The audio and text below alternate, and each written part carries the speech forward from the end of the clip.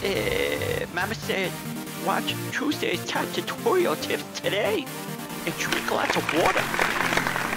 And on today's episode, I'm going to go over part 2 of Snap's toggle and Target Weld. Let's begin.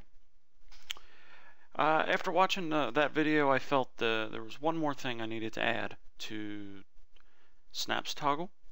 So as you can see, we have a plane here. Granted, it's a flat plane, but you'll get the idea. One thing you can do is, yeah, we can grab a vert and snap it into place. But we can also grab objects and snap those into place. Instead of coming here and selecting them all, you can, if you want to move the object as a whole, you just select the object, turn on snaps, and then you just grab a point on the object. So we'll start here, we'll go corner to there.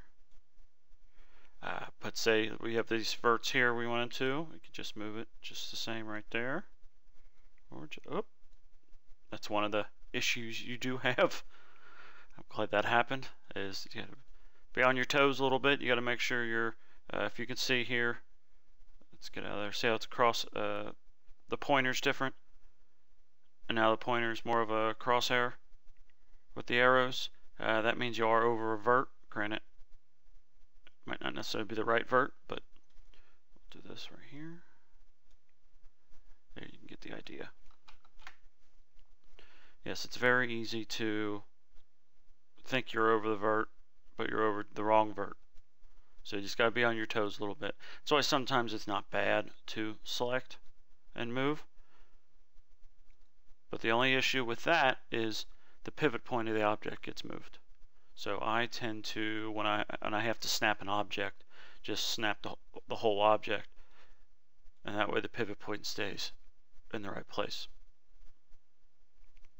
Now you can use edge to snap, but it's still going to snap to the verts.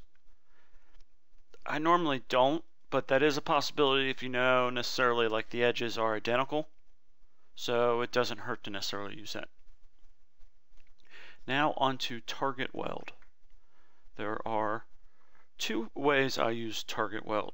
I use it in vertex mode, and I use it in, see right there, Target Weld, and in edge mode, Target Weld. I normally only use it in vertex because I never have the luck of necessarily having stuff lined up 100% correctly how I want it, or it's only one vert here, one vert there. So before we select it, same thing, you know, you go to verts, you can select the vert, you can move it over, and then you can weld it. But if you know right off the bat you're going to weld those verts together, you can just go to Target Weld. Because sometimes I snap objects together and I don't want it welded, I want that crease. But if you do want this welded, so you can just go over here to Target Weld. You'll see this kind of is irrelevant right now. We can actually turn that off. Because what it's going to do is you're going to select the vert, and then you see this line. It's basically saying you're taking that vert and direct me to where I want to weld it to. And now, right click, good. Selection is now just one vert. So we can select, see there's two verts. So now these are off, same thing. Target Weld, select it. You see that line? See? Two verts now. And the edge is the same.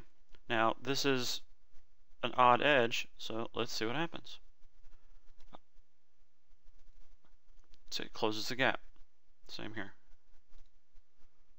Close the gap. Now I weld at this edge and I weld at this edge.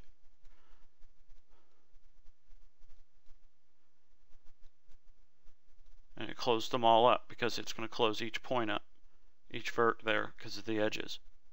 So right now I should have 1, 2, 3, 4, 5, and 5 verts. Any questions or comments, please feel free to leave them below. Thanks for watching.